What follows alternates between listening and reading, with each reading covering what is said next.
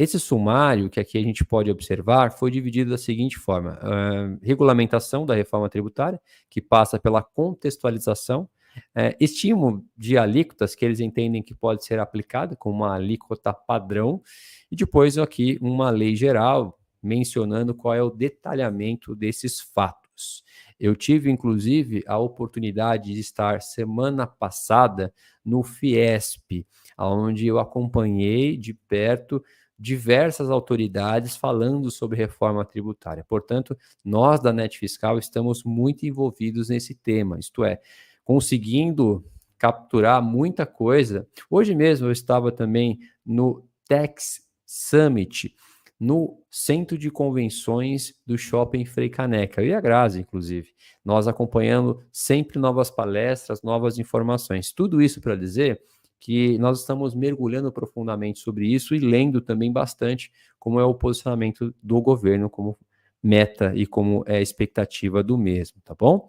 Então vamos à contextualização então desses projetos que foram elaborados. No primeiro projeto, que aqui é o objetivo, é criar a lei que vai regulamentar o IBS e CBS, bem como o imposto seletivo. O segundo projeto, que é desafiador também, é cerca de uma gestão fiscal do IBS, porque o IBS, como vocês já então sabem, que substitui o ISS e o ICMS, eles serão compartilhados, ou seja, a fiscalização do Estado e do município. Portanto, vai ter um comitê gestor que é responsável para ditar algumas regras que configuram o IBS. Desafio imenso, mas esses dois projetos têm esse objetivo de tentar buscar realmente o equilíbrio desses fatos. A lei geral, o que ele vai trazer aqui especialmente? Nós vamos discutir sobre todos esses pontos aqui de forma individual, desses projetos que foram elaborados, a fim de nós entendermos a dinâmica de como está sendo tratado o IBS e o CBS. Também vou discutir acerca da lei de gestão e administração do IBS, que vai ser criado esse comitê gestor, que eu acho muito importante, afinal de contas é compartilhada a responsabilidade. Então, como citei, estados e municípios em um único objetivo em fiscalizar o contribuinte. Vamos ver como isso vai funcionar na prática. Não podemos antecipadamente destacar que não vai dar certo. Temos que dar crédito a fim de mencionar.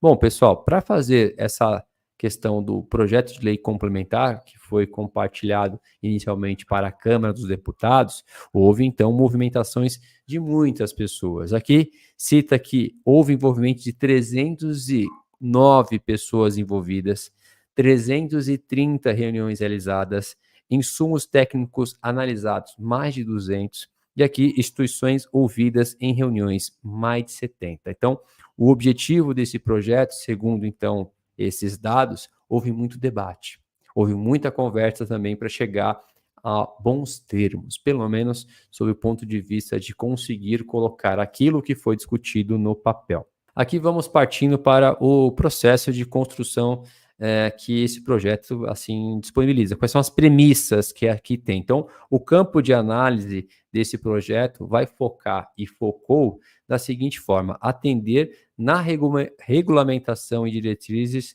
definidas pelo Congresso Nacional por meio da Emenda Constitucional 132. Ou seja, obviamente, quando você vai montar um texto legal a título de uma lei complementar, você tem que checar o que foi definido, a emenda constitucional. Ali foi discutido, depois de bastante tempo, pela PEC, o que de fato deve ser alterado na Constituição Federal. E a partir dessas orientações da emenda constitucional 132, extrair os efeitos práticos, tanto é verdade que nessa emenda constitucional foi mencionado que a lei complementar deveria definir alguns pontos. Então, é papel da lei complementar citar como que ela pensa em fazer isso em ordem prática. Portanto, ela não inventa nada, mas ela extrai as competências a ela, então, concedidas para que assim seja desenhado o melhor texto. Então, o objetivo é regulamentar o que já tem previsto nessa emenda constitucional. Em frente, nós temos outro ponto interessante que é aqui definido: assegurar as características que fazem o CBS e do IBS um IVA padrão. Ou seja, é simplificação desse regime que é pauta, com certeza, para a necessidade dessa reforma. Em todas as comunicações do governo, sempre é citado que é em busca da simplificação. Não necessariamente você vai ter uma redução de carga tributária, mas sim uma simplificação ao olhar, obviamente, do governo. Nós temos aqui também que ele diz: torna a sistemática tributária mais simples, justa, eficiente, transparente. Esses termos e essas circunstâncias, evidentemente, que é apenas uma narrativa. Eu não posso já agora, nesse primeiro momento, já destacar para todos vocês aqui que vai simplificar. Não consigo. Eu acho que nós temos que ter cautela. Pode ser que isso aconteça. De acordo com o que está sendo mencionado, pode ser que isso aconteça, mas ainda é muito precário e é muito precoce eu chegar nessa mesma avaliação, tá bom?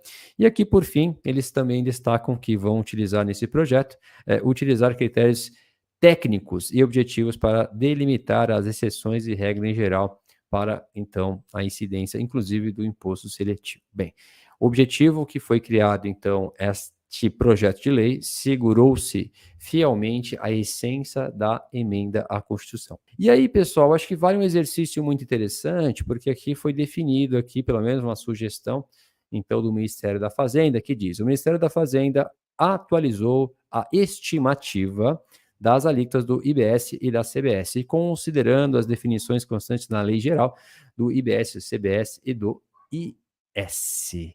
Olha só, pessoal, no CBS está sendo demonstrado que vai ser, então, um IVA de 8,8.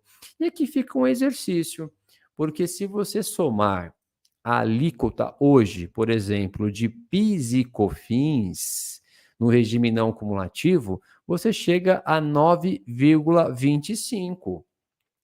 Então, quer dizer que 8,8 é menor do que 9,25. E detalhe, se eu for somar 9,25 e uma alíquota padrão, por exemplo, de IPI, você adiciona mais 5%.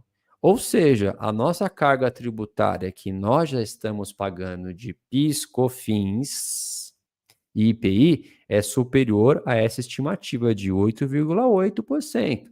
Então, vejo com bons olhos. Será que vai ter uma economia na carga tributária?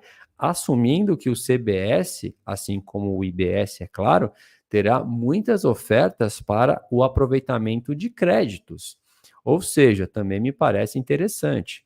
Aqui nós temos outro ponto que eu acho que nós temos que também enaltecer, que é a alíquota do CBS.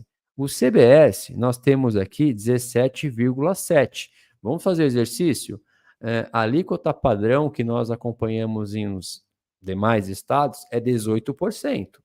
Se nós adicionarmos 18% mais 5%, que é a alíquota de ISS, ou seja, o objetivo do IBS é substituir o ICMS e o ISS, não é assim? Se o IBS, a alíquota padrão definida, é 17,7, é menor do que 18, que só tem o ICMS. Portanto, aqui fica um ponto interessante. Então, somado essas duas alíquotas, você tem uma carga total de 26,5. Portanto, isso é uma estimativa que o governo está, assim, atribuindo. A ver se, de fato, será aprovado isso na Câmara e também no Senado.